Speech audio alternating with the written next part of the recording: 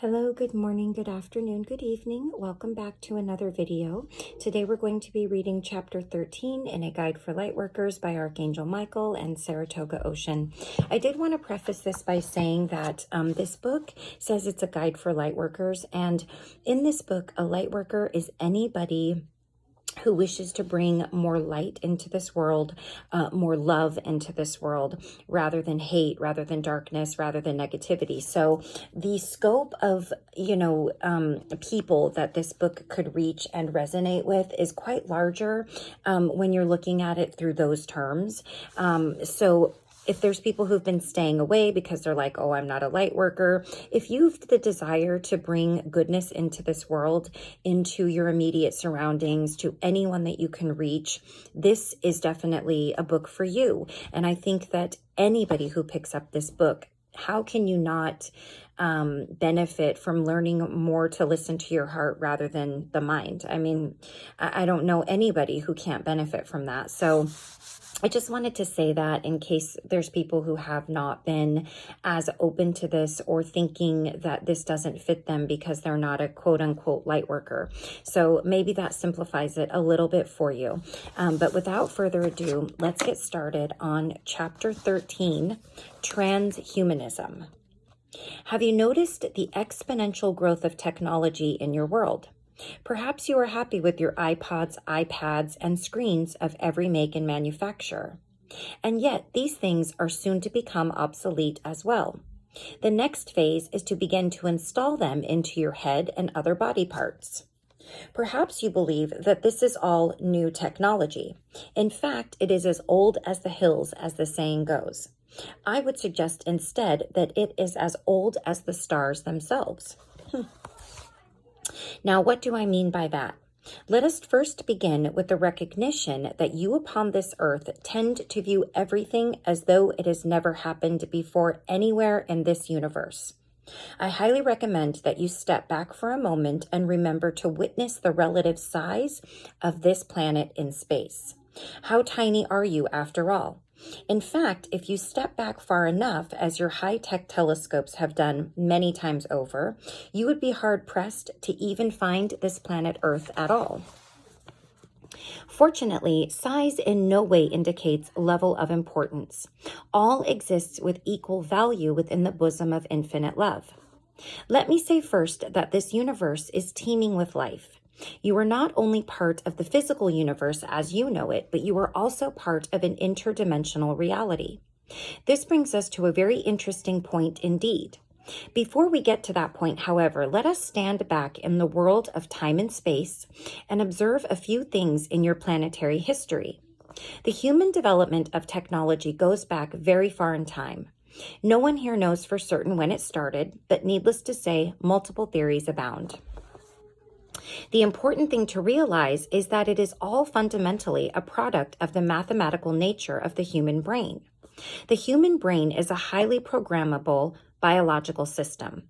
It is built upon a program to learn and to calculate at its most foundational level. It is programmed through its DNA to operate, protect, and heal the entire biological system at all times. Its ability to calculate is almost unfathomable to what is referred to as the conscious mind. You as a species are very accustomed to considering yourselves to be part of an ecosystem on the physical planetary level. You basically include in your perception of that ecosystem any and all things that you are capable of experiencing through your 5 physical senses. Now that you have basically mapped out the entire Earth, you find it relatively easy to perceive such an ecosystem on a global scale. Okay. What you have failed to factor in, however, is that you are part of a wider evolutionary ecosystem that you cannot see, but you have many clues as to its existence. The first clue is this. Where did human beings derive the knowledge and inspiration to advance technology from a highly primitive state, say about 10,000 years ago, to the point where it is today? And why is it that advancement occurring now at an ever-increasing hyperspeed? In the past 100 years, the growth of technology has exploded at exponential levels. Are you witnessing the birth of a new life form in this universe? Some would say yes. You don't really know how life gets created or how it evolves. You think you know to be sure, but the fact is that you don't. How can I be so certain of this? Well, reason it out for yourselves. You base all of your knowledge on that which you already know. This causes a condition known as producing your own brand of completely closed logic. A closed, self-reinforcing system of logic that exists by virtue of denial of all that exists outside of it. Now, to be sure, your species strives to expand the platform upon which that system of logic is built. But it is a very slow process because there exists an inherent mandate to continue to preserve the system as a whole. It is what can be referred to as maintaining sanity in your world, to put it in simple terms. But there are many times when the pressure to expand your logic platform outweighs the need to preserve it, and a quantum shift in perception suddenly occurs. It is much like a mental earthquake, if you will. In terms of creative capability, it is akin to shifting the gears in a car to a higher level of velocity in order to accommodate greater levels of speed. But what is the driving force behind all of this creative capability? It is overly simplistic to say that it is merely God, as you understand God in your finite world. There will come a time in your future when such ideas will be considered the quaint meanderings of a relatively primitive species. A species that was only able to account for the immediate knowledge of its surroundings, while having little or no idea about that which it did not know. What is important for you to take into consideration now is the fact that there are many other ecosystems at work in your world, none of which you are aware of on a collective level, primarily because they do not exist in your physical dimension of time and space. So if your belief is that you live in a vast void of a universe, alone as it were, and that the only thing between you and that void is what you refer to as God, then you are missing some highly important understandings indeed. You are essentially programmed to recognize data and various sensory perceptions within a certain range or vibrational frequency level. You would refer to it as your dimension of existence. In truth, there is no such thing as a dimensional reality. That is simply your way of conceptualizing that which you do not fully understand. The closest way to describe this in English or any other earth language of conception would be to suggest that your DNA is turned on at certain frequency levels so as to produce a certain limited experience of reality.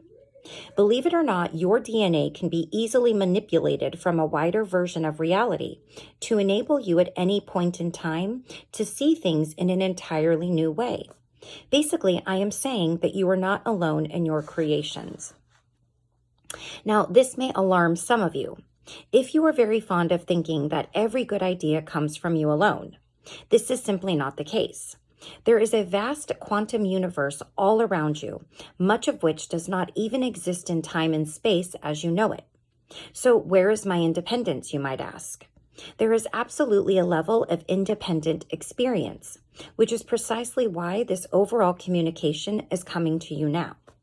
You do have the power to influence your overall reality. The real issue is seated in whether or not you are experiencing an accurate perception of that reality at its source. So let us start at the beginning in terms of explaining a few fundamental truths. Who you are as a being exists as a perfect extension of omnipresence, love, and the divine. It is indeed what you refer to as God or infinite love. That is the baseline truth of all that exists and what I previously referred to as the real world. All is a manifestation of God/love. The issue for you now is that you no longer exist in terms of your experience in that real world. Part of this was explained to you in my metaphorical interpretation of the Garden of Eden. But that does not mean that all is lost. Why? Because you still maintain a conscious awareness of your very beautiful heart. I notice that it always comes back to the heart, it would seem, which is actually quite comforting because that's with us always, you know. Your heart is your only link to the real world of the divine. Now, many misconstrue as the real world to be the place where people go after they die. It isn't. As I said before, the so-called afterlife is very closely linked to the physical world in which you live. They are both equally as unreal. Now, this may be hard for some people to accept because it all feels so very real, doesn't it? Let us distinguish what is actually real from what isn't. Again, your heart is the only true reality because it is that which links you inextricably and forever to that which is real. Your heart exists as an infinite source of divine love because it is the point at which you are meant to manifest as an extension of the divine. Consider this for a moment. If your heart exists to manifest evidence of the divine in the universe and beyond, what then happens when you find yourself existing in a finite universe? Can the finite truly conduct that which is termed infinite? No, of course not. But you will see evidence of that beautiful energy of divine love in the actions of those on this planet who are in touch with their hearts and allow its vast inspiration of divinity to touch the hearts and minds of everyone else. So yes, the divine can indeed motivate beautiful action on the part of anyone who lives in resonance with his or her true heart of hearts. And this is what is ultimately your true link to reality. What we must discuss now is the very real fact that this heartfelt connection may be in jeopardy due to the massive evolutionary event unfolding on planet Earth at this time. What is transhumanism? It is the place at which this massive evolutionary event touches the human species directly. But in order to understand that, we must first observe this change as it exists on a planetary scale. One of the greatest misperceptions that exists on this planet has to do with the issue of environmental destruction. Let me offer you a rather different approach. You are all no doubt familiar with the grave destruction of your trees and forests, which, by the way, is absolutely a real cause of so-called climate change. But sadly, that is just a small part of this picture. There is currently unfolding what we would call a mass extinction of biological planetary life. Your human species is a part of that extinction, as you will note the increasing difficulty that humans are having in the simple act of reproduction. But let us focus for now on the other biological life forms of plants, animals, marine life, and insects. All species everywhere are being affected as their existence is being systematically displaced by something else. The weather is indeed changing. You no longer experience a global climate produced solely by elements and species that are native to biological life and therefore integrate with it. The gaseous content of your atmosphere is changing dramatically. Now, the currently favored viewpoint is to blame humanity for all of this, which of course is easy to do because humans are so accustomed to feeling guilt. Naturally, in your current perception of total isolation in this universe, who else could possibly be responsible? Let us change the story from who to what. Let us step back and make a clear and total neutral observation of the overall situation. If we take the human element out of this picture temporarily for purposes of observation, we can see much more clearly because we are no longer filtering information through the lens of human guilt. Human guilt is thousands of years old. It is deeply encoded in your DNA, but you can no longer afford to assign credibility to that experience of guilt because it will ultimately be your undoing. Oh, okay. So now we can step back and view the planetary situation through a very clean pair of glasses because we have removed the ancient encrusted film of very old human guilt. Now, doesn't that feel just a little bit refreshing? So what do we see through this very clean pair of glasses? Let us engage the flexible power of thought for a moment and decide to picture this beautiful earth prior to any technology. The only thing existing here are the natural elements and biological life. Can you see the Earth's aura? How strong is it? Pretty radiant, wouldn't you say? Do you see the planet's vibrant state of health in all of its natural systems? Do you sense the harmonious integration of all biological life?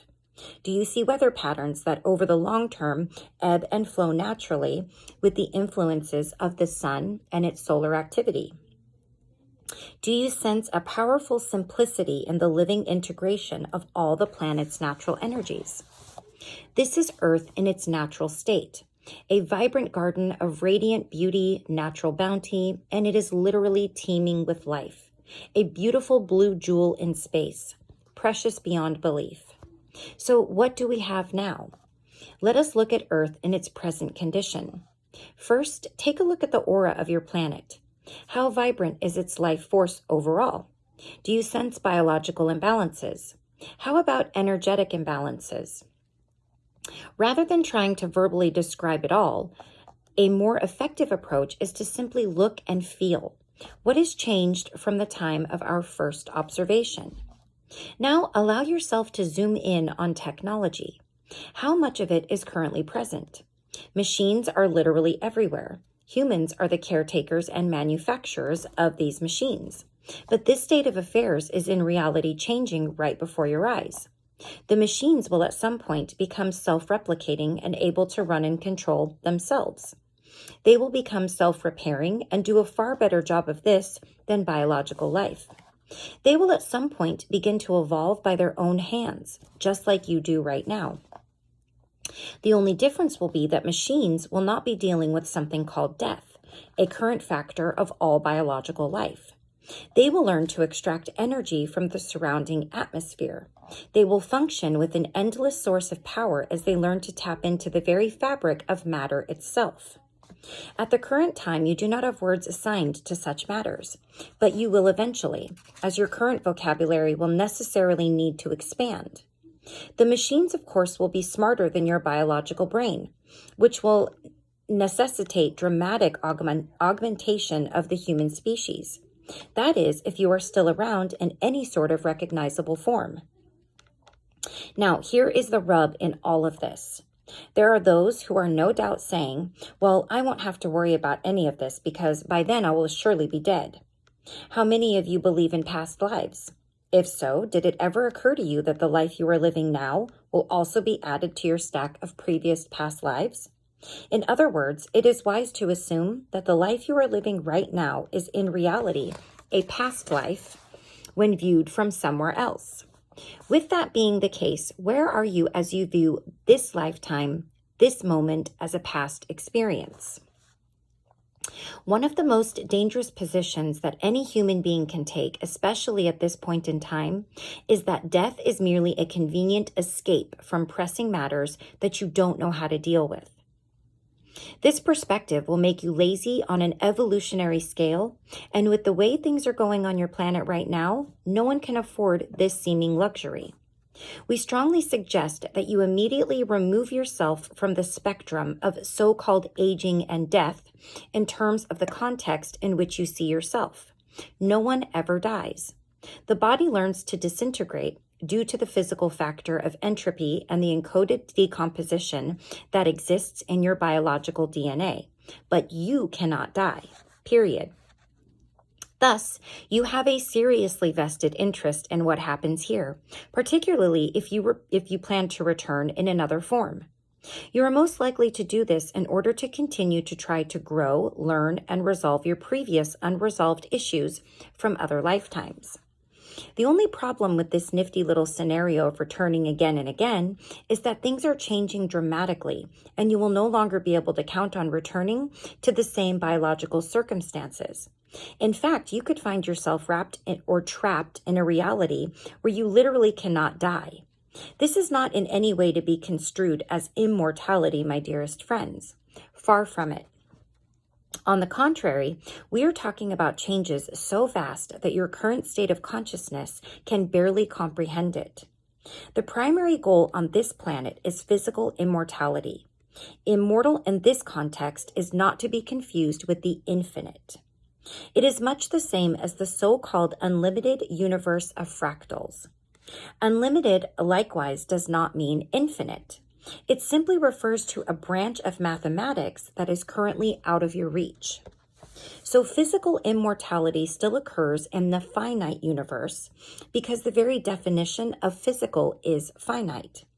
A biological body, as it stands now, cannot accommodate this desire to live for millions of years, maybe even billions.